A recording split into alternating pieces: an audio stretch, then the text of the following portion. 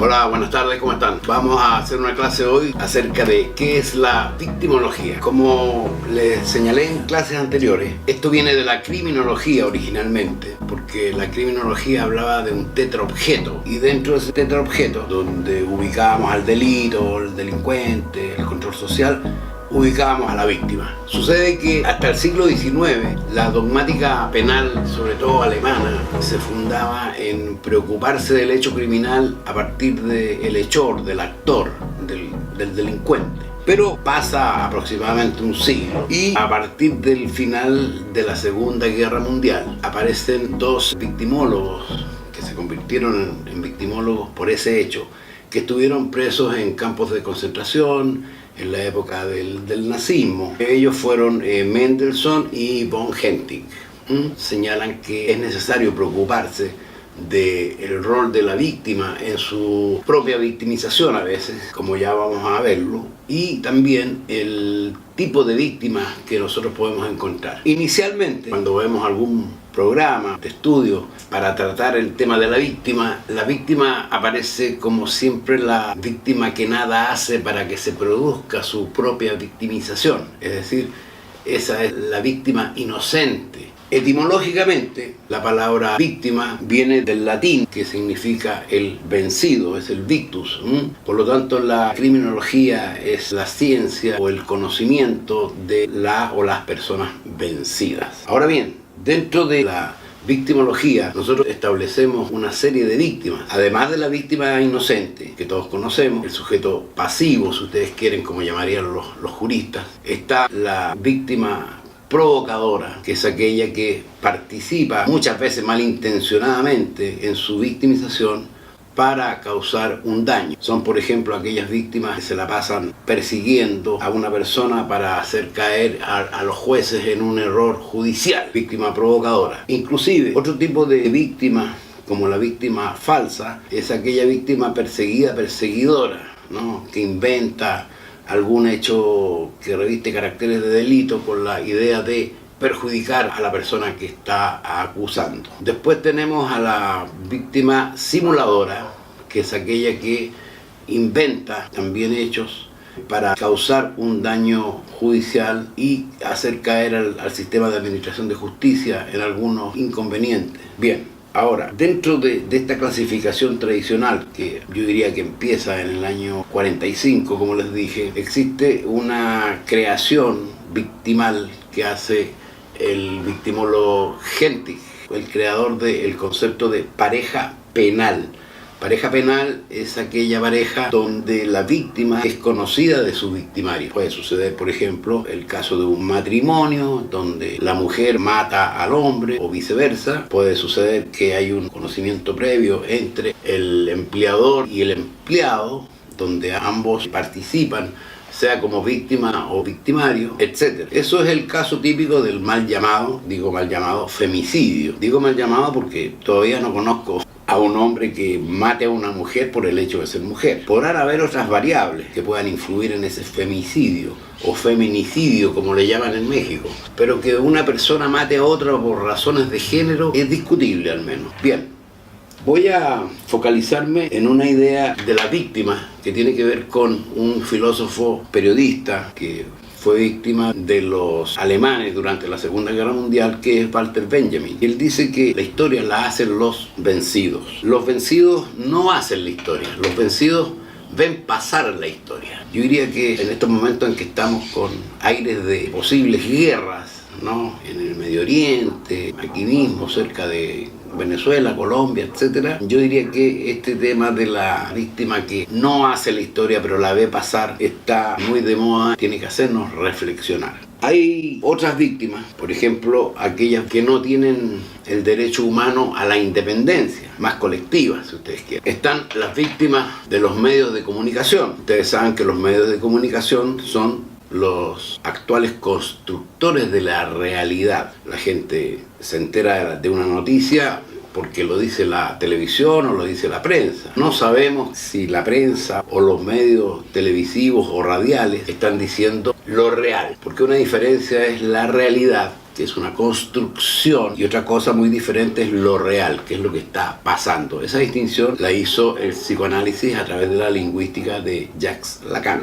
Bien, la idea es que la importancia que tiene la victimología para el derecho penal, a efecto de algún día poder llegar a un sistema integral de ciencias penales que incluya la política criminal, la victimología y el derecho penal, esta importancia tiene que ver con que a mayor culpabilidad de la víctima en su victimización, menor culpabilidad del actor, del hechor, del ofensor. Esa es una primera cuestión. Bien, hay otro tipo de víctimas, la víctima voluntaria, que es aquella, por ejemplo, que manifiesta su consentimiento en un juego, por ejemplo en la ruleta rusa, y se pega un disparo y se mata. Esa es una víctima absolutamente voluntaria porque ahí hay consentimiento. Está la víctima que pacta su propio suicidio. Puede ser que se confunda la víctima y el victimario a veces. Por ejemplo, en los casos de un hombre y una mujer, una pareja de amantes, por ejemplo, que quieren terminar con esta vida que consideran cruel, deciden simplemente eliminarse. Eso es lo que tradicionalmente se llamó el íncubo y el súcubo. Son figuras metafóricas que vienen de los aquelarres, donde el diablo aparecía en estas fiestas bien vestido de mujer o aparecía como hombre. No sabíamos eso. Esta figura también la toma el psicoanálisis, porque existen estas parejas y ya no serían parejas penales, sino que serían parejas criminales que se autoincrimen, se suicidan por mutuo consentimiento. Después tenemos las víctimas de una enfermedad incurable, ¿no? Una víctima que solicita a través de terceros que se les practique una eutanasia, por ejemplo.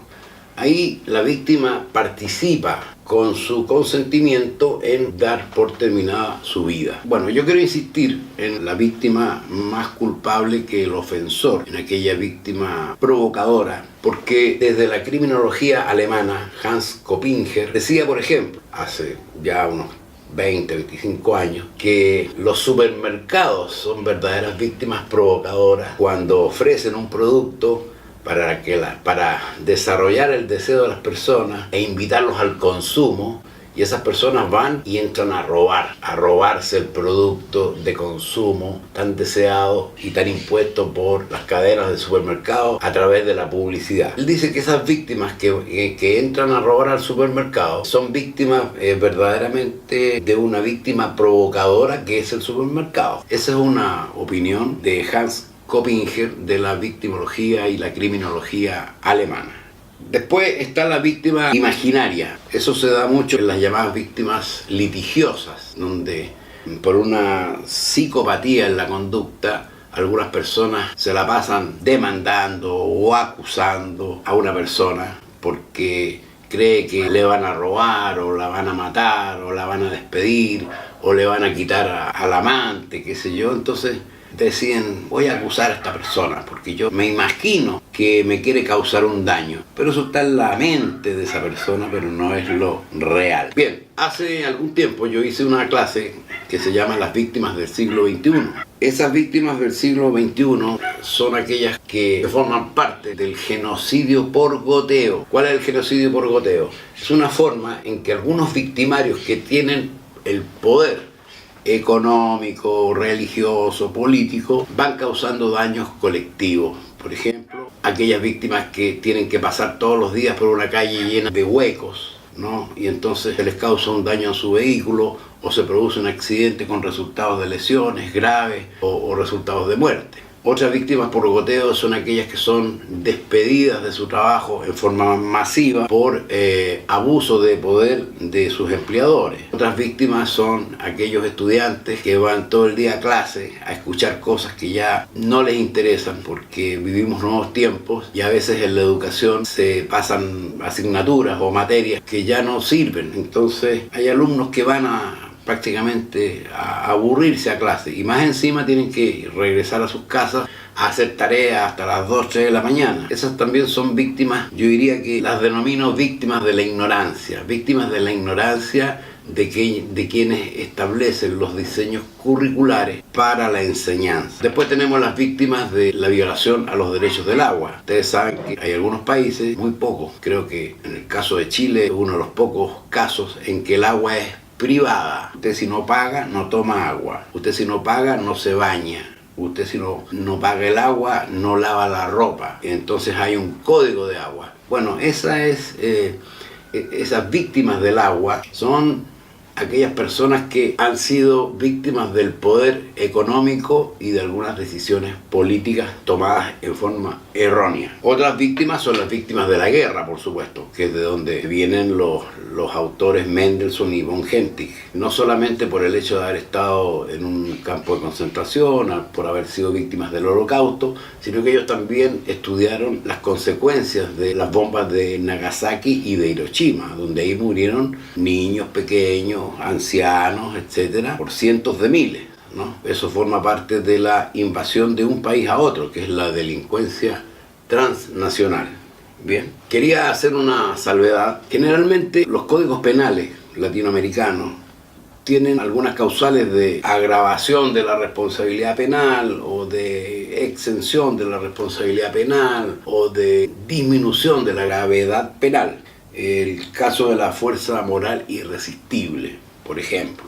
Se dice que hay victimarios que fueron arrastrados por esta fuerza moral irresistible. El caso típico, el esposo que encuentra a su amada esposa en una cama con el amante, con el vecino, por ejemplo. Entonces decide no solamente matar al vecino, sino que mata también a la esposa. Bueno, eso en Argentina, por ejemplo, cuando se ha invocado la victimología, es causal de exención de responsabilidad penal. En algunos países esto no se comprende mucho. Por ejemplo, en el caso chileno hay muchos factores en las áreas rurales en que la mujer que ha sido víctima de un marido que toma trago todas las noches, va con su amigo a la casa, levanta a la mujer de la cama y la obliga, no sé, a prepararles comida, qué sé yo, llega un momento en que la mujer se aburre y decide eliminarlo físicamente. No solamente lo elimina, sino que elimina el cadáver, lo quema en una hoguera,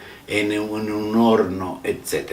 Lo que se tiene que tener en cuenta es que hay una relación entre la pena que le corresponde al ofensor, al delincuente, y la actitud victimal. Tenemos que distinguir si estamos en presencia de una víctima enteramente inocente que nada hizo para producir su victimización, de una víctima que entra en otra categoría, sea víctima falsa, sea víctima simuladora, sea víctima por ignorancia, etc. Entonces, en función de eso, habrá un mayor o menor grado de culpabilidad del hechor y por lo tanto la pena deberá ser reducida en los casos en que haya que reducirla. Bien, entonces, como para ir resumiendo, lo importante es que la victimología es una ciencia del ser, es una ciencia empírica y sirve para ayudar al derecho, que es una ciencia del ser. La idea es llegar en algún momento, como les dije, a un sistema integral de ciencias penales donde puedan confluir este conjunto de saberes. Eso es para esta primera clase sobre la victimología. Y espero que le pongan un like, se suscriban a mi canal, compártanlo, a ver si les puede interesar a otros amigos. Pueden ser abogados, psicólogos, sociólogos, trabajadores sociales, etc. Hasta luego.